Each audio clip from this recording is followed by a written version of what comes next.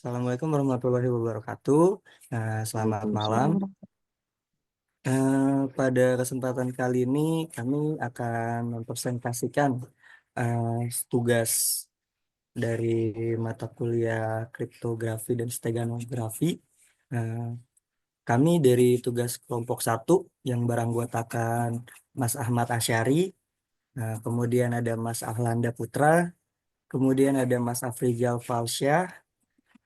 Kemudian saya sendiri Ahmad Faisal, kemudian ada Mas Agung Nur Muhammad Muzayan, dan yang terakhir ada Mas Aditya Rifki Fauzan. Oke. Em, Pada kesempatan kali ini saya akan terlebih dahulu menjelaskan eh, apa itu metode yang ada di pada mata kuliah kali ini, yaitu yang pertama metode hashing.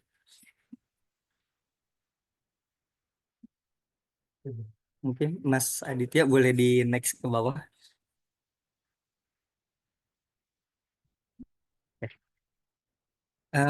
Hashing adalah sebuah metode yang dimana dapat mengubah data menjadi string yang tetap atau yang biasa disebut sebagai hash. Kemudian menggunakan fungsi matematika. Lalu hashing juga bersifat satu arah atau yang berarti dia data aslinya itu tidak bisa dipulihkan dari hash. Oke, di sini contohnya itu seperti SHA-256, ada SH3 dan MD5. Lalu kemudian nah, adapun kelebihan dan kekurangan dari metode hashing itu, yang pertama kelebihannya itu dari segi kecepatan karena eh, proses hashing yang cepat eh, dan cocok biasanya untuk verifikasi data seperti kayak kita isi password dan lain-lain gitu. Kemudian yang kedua irreversible atau data aslinya itu tidak bisa dipulihkan. Jadi ya untuk nyimpen password tuh lebih aman karena eh, si ibaratnya kalau ada aplikasi yang megang password kita tuh si aplikasi itu nah nggak bisa nyimpan password kita lebih lama lah gitu. Terus kemudian ukurannya tetap karena hasil hash itu memiliki panjang yang tetap terlepas dari ukuran data yang kita buat. Kemudian deterministik, yaitu input yang sama selalu dan menghasilkan hash yang sama. Kemudian kekurangannya itu akan dijelaskan lebih lanjut oleh Mas Ahmad Asyari. Untuk Mas Ahmad Asyari mungkin boleh dipersilakan. Ya, terima kasih atas waktunya. Mungkin untuk kekurangan dari metode hashing ini sendiri ada tiga yang di sini ya. Yang pertama yaitu kolisi, di mana ada kemungkinan dua input berbeda menghasilkan hash yang sama, walaupun itu kecil. Yang kedua, kekurangannya yaitu tidak aman tanpa salt, yang mana hashing saja tidak cukup jika tidak digabungkan dengan teknik salting. Ini menambahkan nilai acak sebelum hashing. Dan yang terakhir kekurangannya yaitu tidak untuk enkripsi.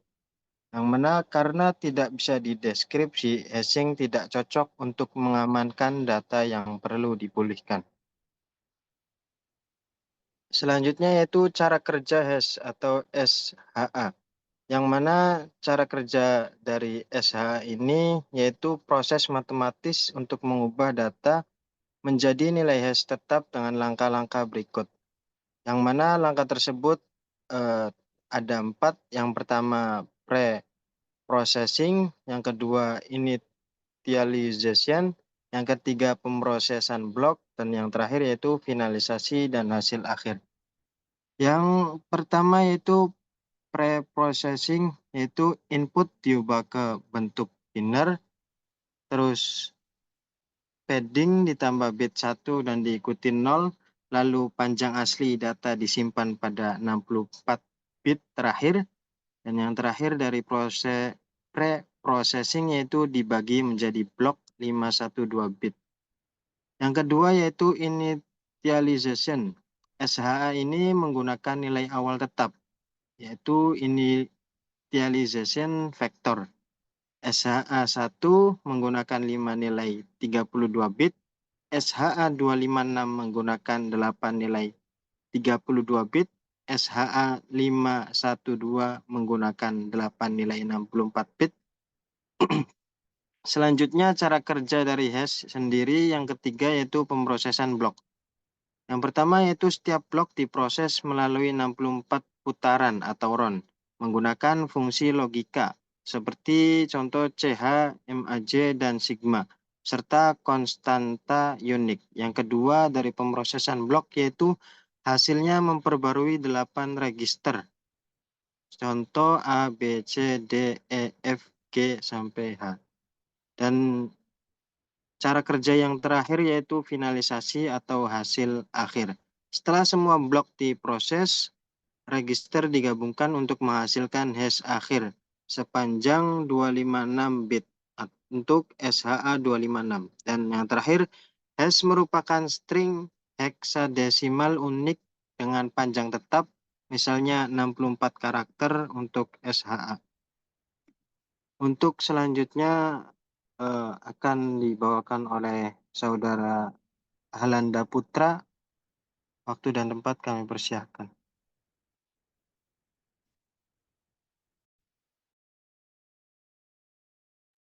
Baik, terima kasih. Izin saya akan menjelaskan terkait metode simetrik yaitu AES. Metode simetrik yang kali ini kita pakai AES adalah algoritma enkripsi simetrik yang artinya menggunakan kunci yang sama yaitu kunci yang satu. Untuk proses enkripsi dan dekripsinya, AES menggunakan blok data 128 bit dan mendukung hingga 192 atau 26 256 bit. AES ini dirancang untuk memberikan keamanan yang tinggi, sering digunakan dalam aplikasi seperti VPN, komunikasi terenkripsi, dan penyimpanan data.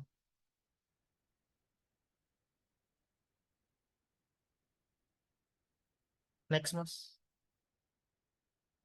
Kelebihan dan kekurangan metode AES ini, eh, yang pertama kekurangan, di sini keamanan, sorry, untuk kelebihan dan kekurangan metode AES, pertama adalah kelebihan, yaitu keamanan tinggi. AES dianggap sangat aman jika kunci dijaga kerahasiaannya. Kedua, kecepatan. Algoritma AES ini cepat dan efisien, terutama pada perangkat keras modern. Ketiga, standar global. Digunakan di seluruh dunia untuk komunikasi yang lebih aman. Terakhir adalah fleksibilitas. Algoritma AES ini mempunyai fleksibilitas terkait mendukung berbagai panjang kunci untuk kebutuhan keamanan berbeda. Untuk kekurangannya bisa dilanjutkan oleh Mas Afrizal. Waktu dan tempat dipersilahkan. Baik, terima kasih atas kesempatannya. Selanjutnya untuk kekurangan pada metode AAS adalah yang pertama, ketergantungan pada kunci, di mana jika kunci tersebut bocor, maka seluruh sistem keamanan akan terancam. Yang kedua, simetrik, yaitu membutuhkan cara aman untuk berbagi kunci antara pengirim dan penerima. Dan kekurangan ketiga atau yang terakhir adalah blok tetap, di mana data yang lebih kecil atau lebih besar dari ukuran blok membutuhkan padding atau mode operasi khusus. Selanjutnya adalah metode asimetrik atau RSA. RSA adalah algoritma enkripsi asimetrik yang artinya menggunakan dua kunci berbeda. Kunci public untuk enkripsi dan yang kedua adalah kunci private untuk dekripsi. RSA didasarkan pada kesulitan memfaktorkan bilangan besar menjadi bilangan prima, dan algoritma ini sering digunakan untuk komunikasi aman di internet seperti SSL dan TLS. Untuk selanjutnya, kelebihan dan kekurangan metode RSA akan dijelaskan oleh Mas Agung. Untuk Mas Agung, dipersilahkan. Oke, baik. Untuk kelebihan dan kekurangan metode RSA ini, untuk yang pertama, kelebihannya tidak perlu berbagi kunci. Kunci publik dapat bagikan secara bebas. Sementara data tetap aman dengan kunci private. Lalu, keamanan tinggi. RSA sangat aman dengan panjang kunci yang cukup besar. Contohnya 2048 bit atau bisa lebih dari itu. Bisa digunakan secara luas. RSA adalah salah satu algoritma paling populer dalam enkripsi digital dan tanda tangan elektronik. Selanjutnya, kekurangan dari metode RSA ini, yang pertama, RSA ini lebih lambat dibandingkan algoritma simetrik seperti AES, terutama untuk data yang besar. Lalu, RSA ini membutuhkan panjang kunci untuk tetap aman, yang meningkatkan kebutuhan penyimpanan. Lalu yang terakhir, tidak cocok untuk data besar. RSA ini biasanya digunakan untuk mengenkripsi kunci atau data kecil, bukan dalam jumlah yang besar. Oke, baik. Eh, yang terakhir ini adalah beberapa link GitHub yang dari kami masing-masing anggota eh, berikan untuk sebagai data mentah sebelum kami jadikan satu untuk menjadi aplikasi yang sudah lebih matang dan sudah lebih rapih. Untuk aplikasi yang kami buat yang sudah matang ini akan kami eh, presentasikan yang akan dibawakan oleh Mas Aditya. Untuk Mas Aditya, waktu dan tempat saya persilahkan. Baik, terima kasih Mas Ahmad. Eh, Izin untuk mempresentasikan aplikasi yang sudah kita buat sebelumnya, yang hasil gabungan dari beberapa project yang udah kita bikin. Di sini aplikasinya ada dua mode. Yang pertama itu menggunakan CLI, dan yang kedua menggunakan interface. Dan mungkin akan saya jelaskan yang interface saja.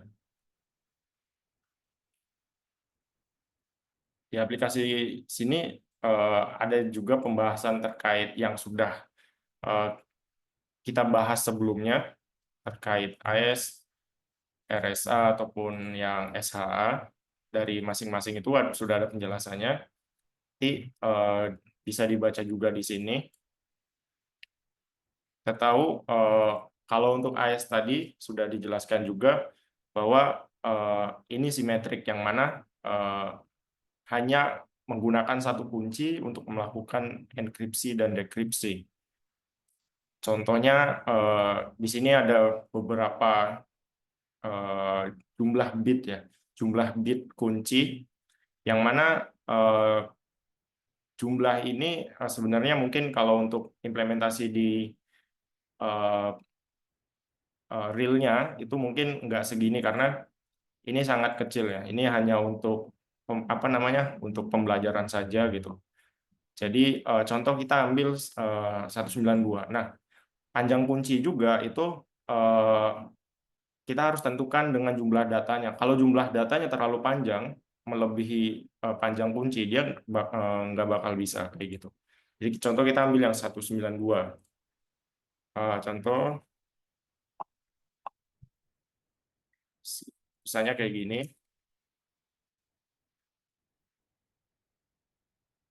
Kayak gini, lalu kita encrypt. Ini dapat ada key-nya, ini generate by system. Lalu ini ada hasil encrypt-nya juga. Ciphertext-nya bentuknya adalah heksadesimal. Hex. Lalu coba dengan kita decrypt pesan tadi. Contoh jika kita menggunakan key yang tidak sesuai, atau misal sebentar, kita ini simpan dulu.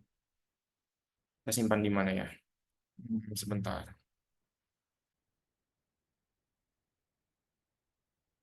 Nih.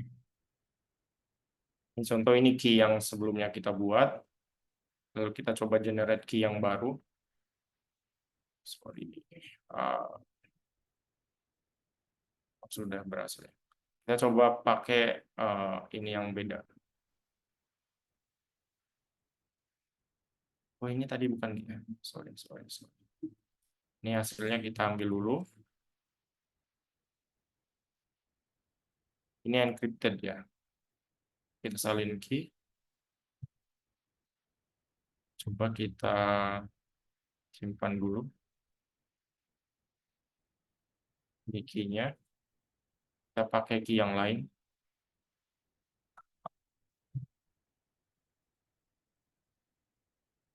Sorry.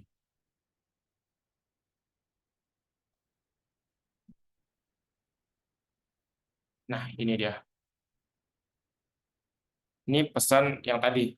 Ini adalah sebuah pesan rahasia, jangan biarkan orang lain tahu. Karena kuncinya panjangnya sama ya tadi, satu. Yang terakhir itu 256. Ini bisa kita bisa encrypt. Hasil data ciphertext-nya tadi kita bisa decrypt menjadi sebuah plain text lagi, seperti itu. Dengan key yang sudah kita gunakan, yang sudah kita generate sebelumnya. Itu untuk yang AES. Jadi kita bisa menggunakan kunci yang sama untuk encrypt dan decrypt. Itu dan tadi udah disebutin kalau kelebihannya dia lebih cepat karena ketika melakukan enkripsi dan dekripsi itu menggunakan kunci yang sama, kayak gitu. Lalu yang kedua itu yang asimetrik menggunakan RSA, yang mana udah dijelaskan juga tadi bahwa yang RSA ini ada dua kunci karena dia asimetrik ya, ada private dan public. Dan yang kegunaannya itu kalau untuk public itu yang tadi sudah dijelasin juga bahwa dia untuk melakukan enkripsi, sedangkan yang private itu untuk ngedecrypt datanya. Seperti itu. Nah, di situ panjang jumlah bitnya juga mulai dari 1024 sampai 4096. Dan sebenarnya ini juga yang biasa umum dipakai panjangnya segini. Tapi untuk implementasi algoritmanya yang di project yang sudah kita buat, ini hanya untuk belajar saja karena untuk algoritmanya di balik layar ini dia tidak benar-benar tidak benar-benar mengimplementasikan algoritma RSA yang sesungguhnya yang sering dipakai di luaran sana yang ready for production kayak gitu. Contoh kita ambil di sini 2048 untuk panjang key-nya. Kita generate. Nah, dia bakal kebikin dua kunci. Yang pertama public key, yang kedua itu private key-nya. Nah, public key ini kita bisa bagikan ke siapapun yang ingin melakukan enkripsi data. Seperti itu. Ini lebih aman daripada yang RSA tadi, benar. Yang penting selama yang private key-nya kita jaga, itu data kita harusnya aman.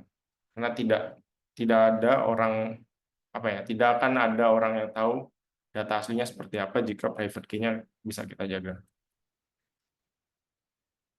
Lalu contoh kita coba encrypt sebuah data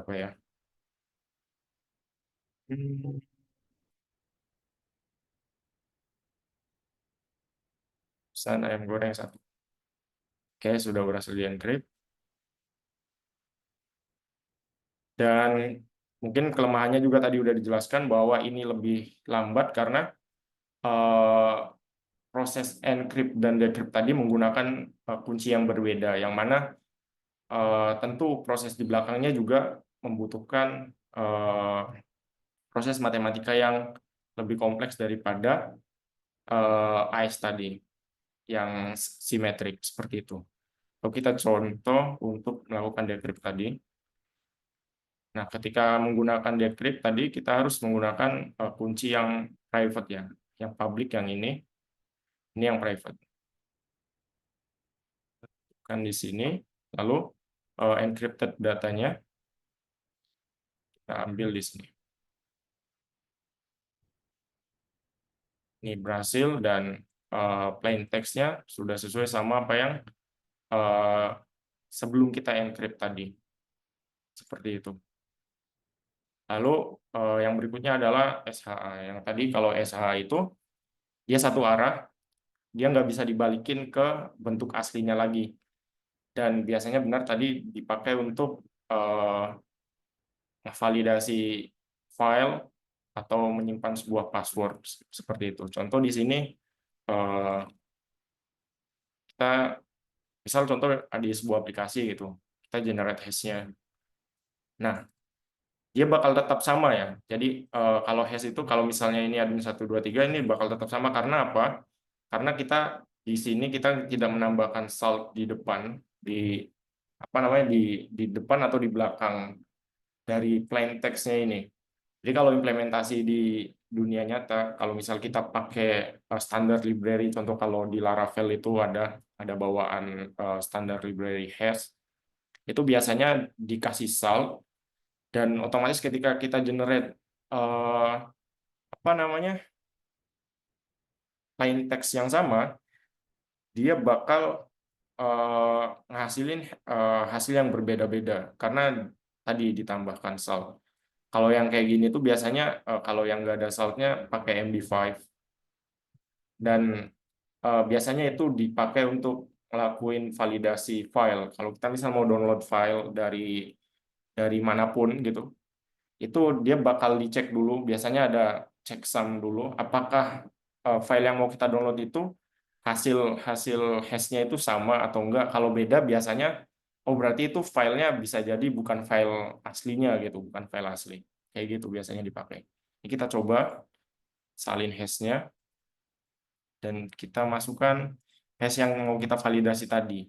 Contoh di sini kalau kita masukin admin 1234, dia hash tidak sesuai dengan data yang asli. Jadi kalau di apa namanya kalau di inputan password pas waktu kita login itu biasanya muncul nanti password salah gitu seperti itu.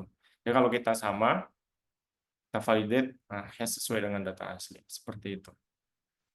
Nah sudah semua untuk ketiga metode tadi. Saya kembalikan lagi ke Mas Ahmad. Terima kasih. Baik, terima kasih Mas Adit untuk penjelasannya tentang aplikasi yang sudah kami buat ini, Pak. Dan mungkin di slide terakhir dari PPT kami, ini adalah beberapa hasil diskusi kami via Zoom, yaitu pada tanggal 16 November dan yaitu pada tanggal 16 November kami membahas tentang rancangan tentang aplikasi seperti apa yang ingin kami buat. Kemudian yang terakhir itu di tanggal 1 Desember itu kami melakukan Zoom untuk membahas cara kerja dari aplikasinya. Baik, berikut presentasi untuk tugas 1 materi kriptografi dan steganografi dari kelompok kami, kelompok 1. Kami akhiri. Wassalamualaikum warahmatullahi wabarakatuh. Selamat malam. Terima kasih sudah mendengarkan hasil presentasi kami.